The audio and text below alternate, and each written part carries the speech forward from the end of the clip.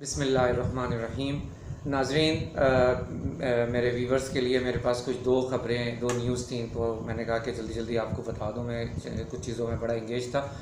Number एक, 5 माह बाद तहरीक इंसाफ के रहनुमा उस्मान डार ये आज बाजियाब तो नहीं कहेंगे इसको, ये रिहा हो गए हैं और बाहर आए। आते ही उन्होंने एक तहलका खेज़ इंटरव्यू दिया है, just half an hour before.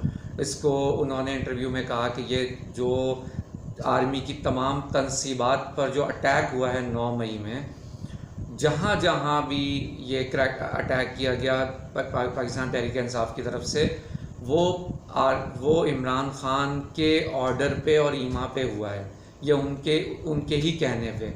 और ये एक और बड़ा इंकशाफ उनकी तरफ से था कि ये कुछ उनको इंटरनल कोई मिलिट्री की इंटरनल कोई ख़बरें थी इस तरह की कि ये किया जाए, ये इस तरह के अटैक किए जाएं ताकि जनरल आसिम मुनीर किसी तरह इस पोजीशन में चीफ ऑफ आर्मी स्टाफ का हलफ ना ले सकें। तो ये आज बड़ा तहलका खेज़ इंटरव्यू दिया है उन्होंने कमरान शाहिद के प्रोग्राम में, और आज बस जस्ट थोड़ी देर पहले ही उन्होंने ये अपग्रेड किया और उन्होंने अपनी सियासत से सुबुकदोश होने का आज उन्होंने ऐलान भी कर दिया है कि मैं अब सियासत में नहीं रहूँगा। मैं बड़ा इंस्पायर्ड था इमरान ख़ान से बहुत सारी चीज़ों से, लेकिन जब मुझे पता चला कि ये तमाम, क्योंकि आर्मी के अगेंस्ट जो एक वाहिद हमारी प्रोटेक्शन है, पाकिस्तान आर्मी पाकिस्तान की प्रोटेक्शन है, ये वॉल है बेसिकली। अगर इसको ही हम अंदर से डैमेज दीमक की तरह कर देंगे तो फिर दुनिया के दूसरे ममालिक तो पहले ही वो गिर्द की तरह मंडला रहे हैं हमारी तरफ। वो हमें तो कब का ख़त्म करने का, तहस नहस करने की कोशिश कर रहे हैं।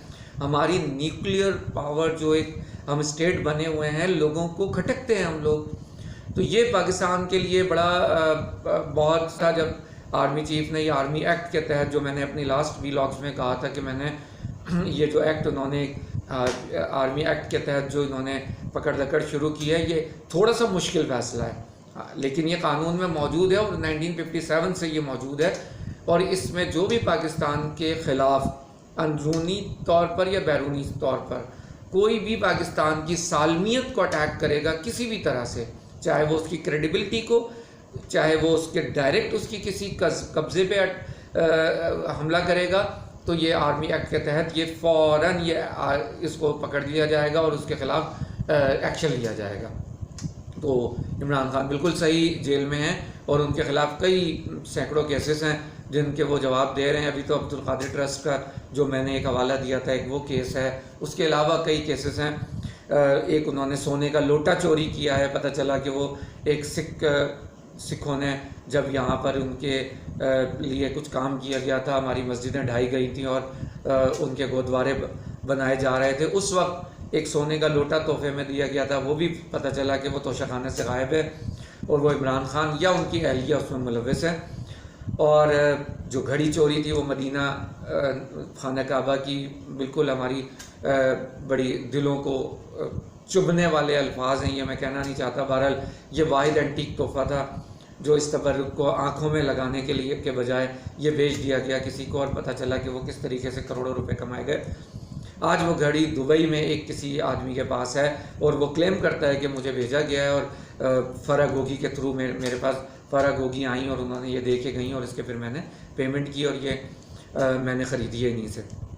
एनी हाउ, ये केसेस से ये निकलने वाले नहीं है। जब जिस दिन मस्जिद नबवी के हरम में जाके इन्होंने, जब नबी सल्लल्लाहु अलैहि वसल्लम के मदीना मुनव्वरा में जब उनको कुछ औबाश लोंडों ने, कुछ औबाश गुंडों ने, जब कुछ पाकिस्तान मुस्लिम लीग नून के कुछ कारकुनों को आवाज़ें कसी थी, चीखों पुकार की थी, हुल्लड़बाजी की थी, उस वक्त बिलीव मी और नॉट के मेरे दिल में खून के आंसू रो रहा था उस वक्त, और मैं दुरूद पाक बार बार उसका विर्द कर रहा था। खैर ये बताने वाली बात नहीं है, लेकिन एक बड़ी तकलीफ़ थी उस वक्त, और मुझे पता था कि ये आखिरी जो ये पामाल कर रहा है, ये जो हुर्मत को पामाल खुदा रास्ता करने की कोशिश की जा रही है, ये अल्लाह इनको बख्शेगा नहीं।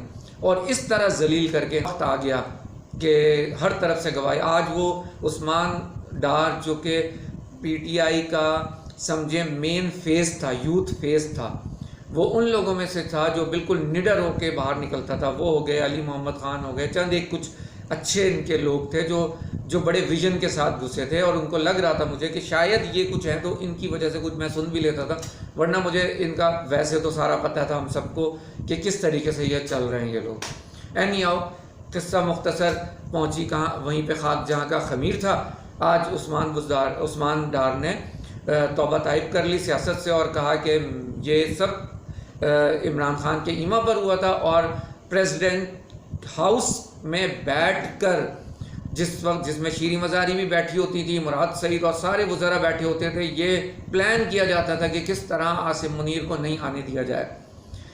काजी फ़ाइज़ ईसा साहब जो हमारे सुप्रीम कोर्ट के जज हैं, इस वक्त उनके ख़िलाफ़ भी रेफरेंस इन्हीं लोगों ने भेजा था, और बाद में इमरान खान साहब ने कहा नहीं वो गलती से चला गया था। एनी हाउ, ये तो एक ख़बर थी, बड़ी तहलका खेज़ ख़बर थी जो मेरे पास अभी अभी आज आई। और एक और ख़बर जो कल से गर्दिश में है कि Pakistan announce big crackdown against the migrated Afghan peoples.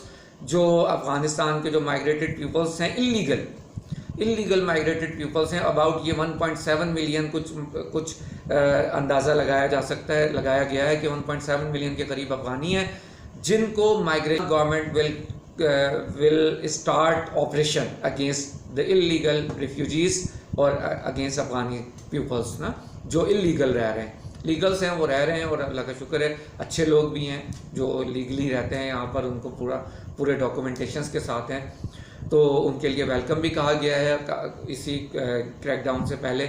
और साथ ये भी कहा गया अगर आप इलीगल हैं तो आप खुद ही चले जाएं इज़्ज़त के साथ, अदरवाइज़ आपको जेल में डाला जाएगा, पहले केसेस प्रोसीड किए जाएंगे और फिर आपको माइग्रेट किया जाएगा। ये बड़ी हद तक बेइज्जती की बात है। इसको बहुत अच्छे तरीके से अगर इनको अंडरस्टैंड कर लें तो इस वक्त, क्योंकि पाकिस्तान उस डिसीजन मूवमेंट पे है इस वक्त, वो उस मोड़ पे है कि आपने डिसीजंस लेने हैं। पाकिस्तान ने इस वक्त दुनिया की तमाम ममालिक, तमाम रियासतें पाकिस्तान की तरफ इन्वेस्टमेंट करें या ना करें की स्टेट पे मौजूद हैं कि अब पाकिस्तान में अमन होता है बहाल, सारी चीज़ें ठीक होती हैं तो हम इन्वेस्टमेंट करते हैं पाकिस्तान में। पाकिस्तान है तो हम सब हैं। बस ये दो खबरें थी। आपसे रिक्वेस्ट है कि मेरे चैनल को सब्सक्राइब करें, शेयर करें, लाइक करें, और अगर उसमें कोई आपको मेरी कोई बेहतरी के लिए कोई अगर गुंजाइश है तो ज़रूर, because there is always a room इसको बेहतर करने के लिए हर वक्त मौजूद होता है। तो आप प्लीज़ मुझे सजेस्ट करें, अगर कोई आपके पास सजेशन है तो मैं बहुत आपका शुक्रगुज़ार होगा। Thank you very much.